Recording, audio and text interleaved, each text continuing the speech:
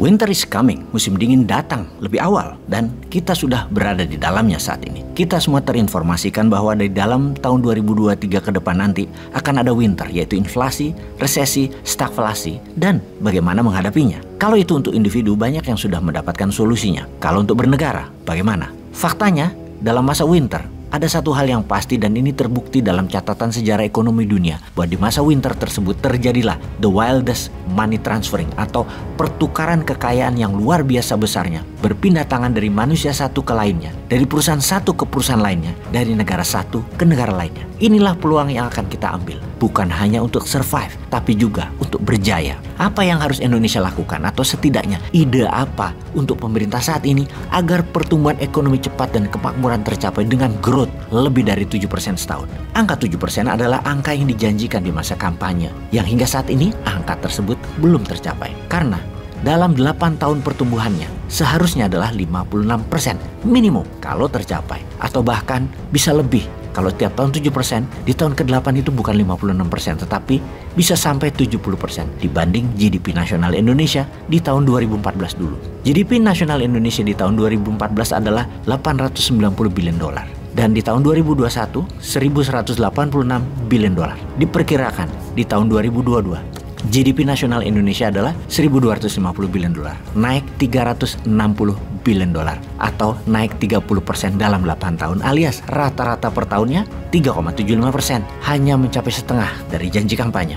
Wis, ora usah dibanding-bandingkan dengan negara lain. Ini mau kita ukur dari janji kampanyenya saja. Jadi masih ada 2 tahun lagi yang ini harus kita bantu. Penting ini membantu negara. Caranya bagaimana? Kita fokus pada 20% hal yang memberikan 80% pertumbuhan. Kita pasti tahu atau kenal bisnis apa atau industri apa yang memenuhi hukum Pareto ini, yaitu 20% yang memberikan 80%. Kita sederhanakan apa itu hukum Pareto. Dalam setiap bisnis angka 20-80 seperti angka ajaib yang belum pernah kita mengerti mengapa hal ini bisa terjadi. Namun itu kenyataannya, itu faktanya. Misalnya ada kakak beradik, 7 bersaudara. Pasti hanya satu orang yang paling luar biasa prestasinya atau jabatannya atau kedudukannya atau hartanya. Bahkan sang mana yang nomor 2 aja jauh, yang sisanya ya rata-rata saja. Di Indomaret misalnya, pasti ada produk yang menghasilkan 80% sales dan produk itu merupakan hanya 20% isi toko atau produk jualan. Di bank misalnya, 80% pendapatan bank tersebut didapat dari 20% kliennya saja. Kembali ke kekuatan ekonomi Nusantara, kita petakan mana yang bisa menghasilkan 80% dari 20% produk.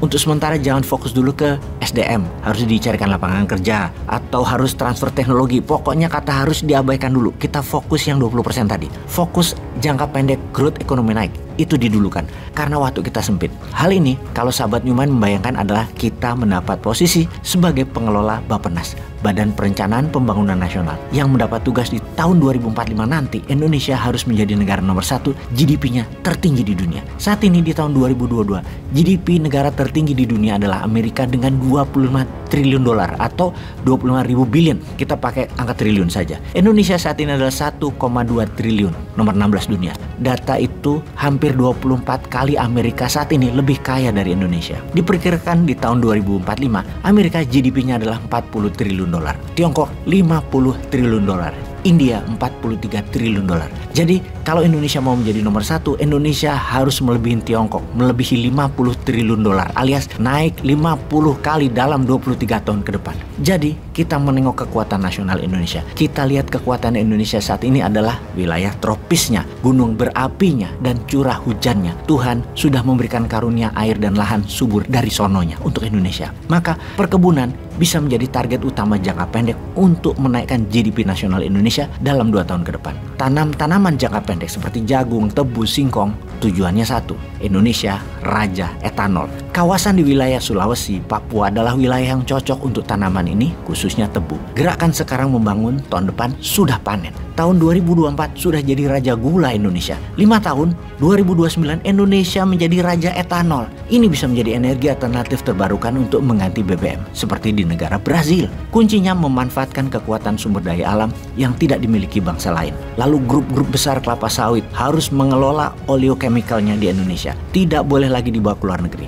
Dengan jumlah kapasitas produksi sawit yang saat ini 37 juta metrik ton, katakanlah harganya saat ini adalah $700, bisa meningkat menjadi $1.200 setelah menjadi bisnis turunan yang kita kerjakan. Dengan jumlah yang sama, tadinya revenue minyak sawit nilainya 350 triliun per tahun, dalam 2 tahun akan naik menjadi 550 triliun karena bisnis hilirisasi oleochemical. Artinya naik 60% revenue dan growth pertumbuhan Indonesia langsung jadi 7% dan stabil dalam 2 tahun ke depan. Hanya menggerakkan sawit dan perkebunan, hanya memanfaatkan alam subur dengan debu vulkanik plus hujan tropis khatulistiwa yang hanya ada di Indonesia. Jujur, ini berkah tak terhingga dari Tuhan.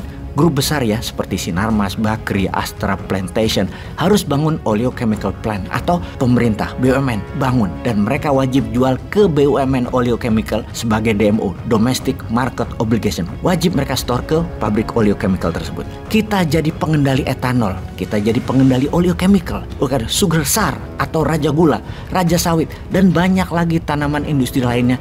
Kita bangun hilirisasi atas sumber kekayaan alam di atas permukaan tanah tersebut. Kita berdaulat dan mengendalikan produk turunannya dari tanaman jangka pendek dan jangka menengah Nusantara. Ini penting buat bargain power antar negara di kemudian hari. Selain hilirisasi mineral. Jadi untuk Indonesia berdaulat 2045 dan menjadi negara nomor 1 GDP-nya. Kalau Tiongkok punya BRI atau Belt Road Initiative, Indonesia punya juga dong. Namanya Spice Mineral Road Initiative. Kendalikan produk hilir mineral dan rempah tanaman industri sebagai alat tawar dan alat tekan bernegara.